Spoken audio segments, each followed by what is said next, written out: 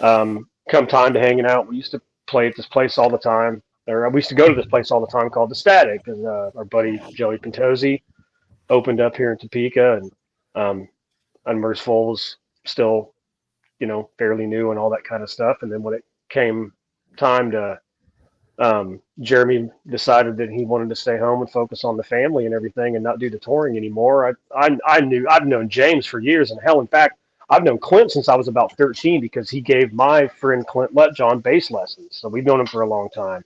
And of course, with all the Origin guys and all the other bands around here like Once Living and stuff, we'd ride our skateboards over and watch them play, and they were always super cool. Like, man, I don't. These kids better not be drinking or nothing over here and getting our asses in trouble. But hey, as long as you're here to chill, these kids are pretty cool. They like death metal, man. Let them chill. And but like, I talked to Clint and James up there at the Static quite a bit, and again, I knew them, so they were like, they told me at one point, like, hey, we need a new guitar player, and James had actually been on my ass to jam with him for a long time, but I was always like, oh man, I work like 60 hours a week. I don't have time for, like a real serious band or whatever. And finally, they had said like pretty much the exact words. They're like, man, I've heard for years that you're like the best kept secret around here, man. Why don't you come fucking prove it? And so found out where they were practicing at, and went ahead and loaded my gear up. And I went to the wrong storage place, and I was like half an hour late. and but I remember going in, setting my stuff up, and they're like, all right, check it out, let's learn a song. And I learned Shotgun Sodomy.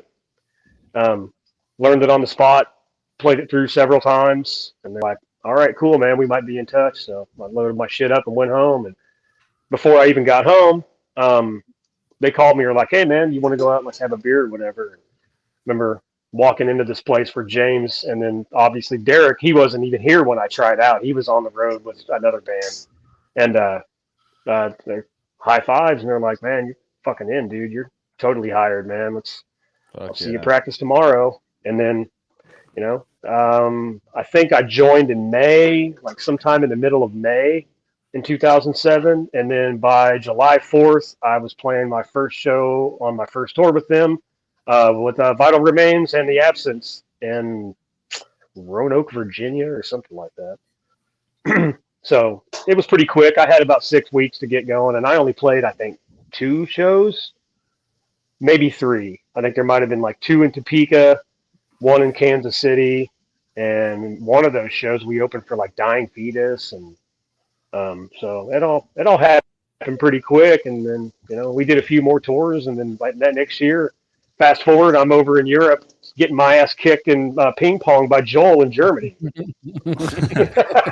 You remember that shit? I know you do. Oh man, no, totally. That was I remember that. Like, actually, we played a bunch of shows in Germany, so I don't remember what venue, but I remember having the ping pong tournament, dude. Like with the Flo from Cryptopsy and yeah. Flo can play some fucking ping pong, dude. Yeah.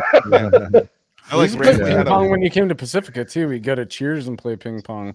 Oh man, Joel's like a secret, like legit ping pong player. I don't know. I like. Oh, he is, dude. He's like Forrest Gump and shit, man. He's good at that. He's fucking good. I don't think I even scored a point against him, man. It was like, goddamn, that was quick. Like, good lord, like I think I don't know. It's like we get like super a 2-minute match competitive, or something, man. I get super competitive with Joel all the time, so I'm like jumping for shit. Yeah.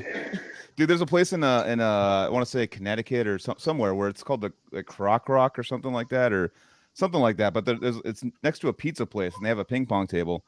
And if you beat the owner at ping pong, he gives you like $100 and a free pizza. Like he's so confident. Yeah. He's like, wow.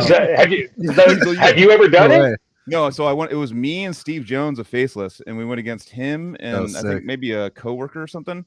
And it came down to the last point, but he beat us. But it was like, I haven't like, I just have like, I remember my my like old like stepdad like had a ping pong table, and I played it for like a few months, and I just like got it down. It was just all about tricking people, like misdirection. Like I'm like, yeah, it's up, and just like going all quick down or something like that. Like it was all like, it wasn't like actual skill. It was just like, it was just me like fucking so funny, dude.